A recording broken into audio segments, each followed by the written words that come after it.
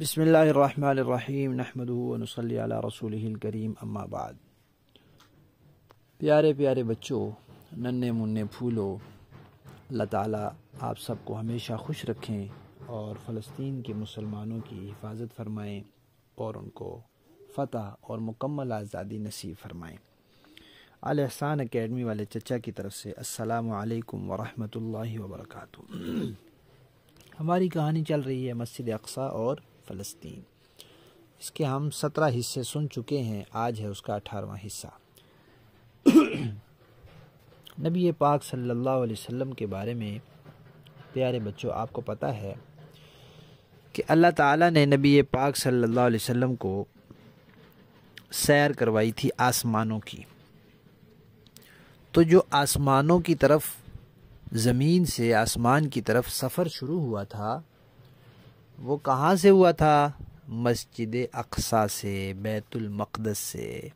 وہ مکہ مکرمہ سے نہیں ہوا، وہ مدینہ منورہ سے نہیں ہوا، وہ کہاں سے ہوا؟ پہلے زمینی سفر ہوا، مکہ شریف سے بیت المقدس تک زمینی سفر ہوا، پھر وہاں سے آسمانوں کا سفر شروع ہوا۔ تو وہ اتنی فضیلت والی جگہ ہے کہ اللہ تعالیٰ نے نبی پاک صلی اللہ علیہ وسلم کے آسمانی سفر کی ابتدا وہاں سے فرمائی۔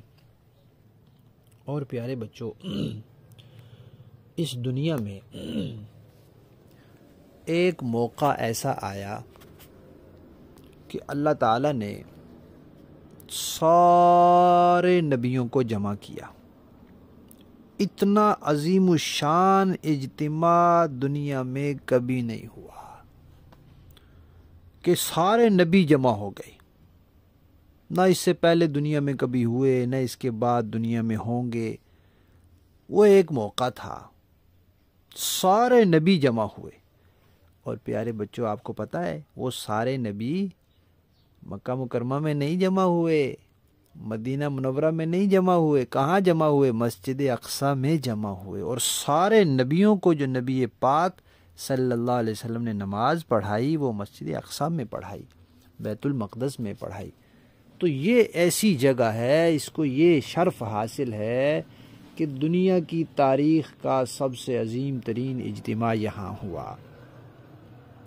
اور انبیاء کے بعد سب سے عظیم ترین اجتماع کون سا ہے؟ صحابہ کرام کا۔ نبی پاک صلی اللہ علیہ وسلم جب حج کے لیے گئے، آخری حج کے لیے، تو آپ کے ساتھ صحابہ کرام کی بڑی تعداد تھی، بہت بڑی تعداد تھی۔ تو وہ بھی بہت بڑا دنیا کا عظیم اجتماع تھا، لیکن وہ تو صحابہ تھے، انبیاء کا مرتبہ تو ان سے بھی زیادہ ہے، ٹھیک ہے۔ اور پیارے بچوں، نبی پاک صلی اللہ علیہ وسلم نے اللہ تعالیٰ کے حکم سے 16 مہینے یا 17 مہینے بیت المقدس کی طرف رخ کر کے نمازیں پڑھی ہیں صحابہ کرام نے بھی۔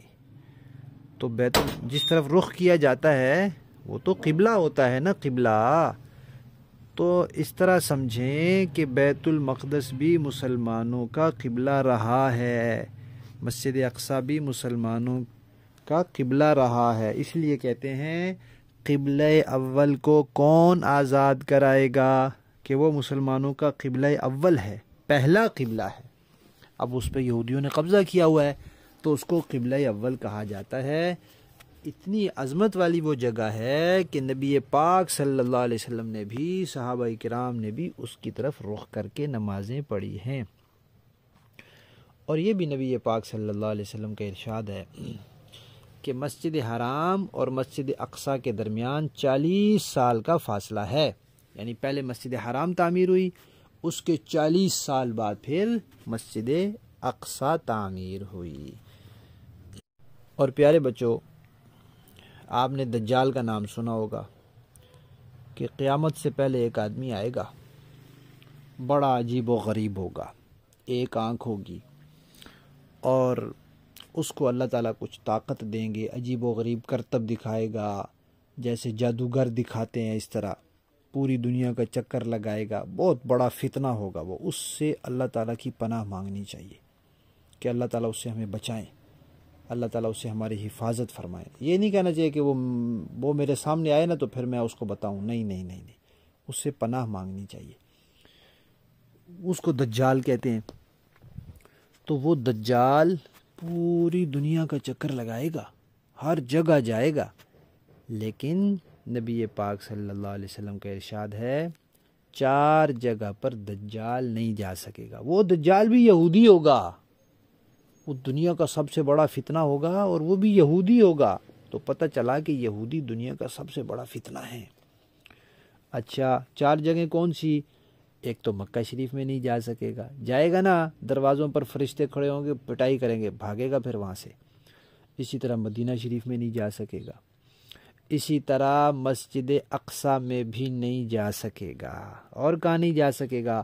اور طور پہاڑ پر نہیں جا سکے گا، جہاں موسیٰ علیہ السلام سے اللہ تعالیٰ نے کلام فرمایا تھا اور موسیٰ علیہ السلام نے اللہ تعالیٰ سے باتیں کی تھیں۔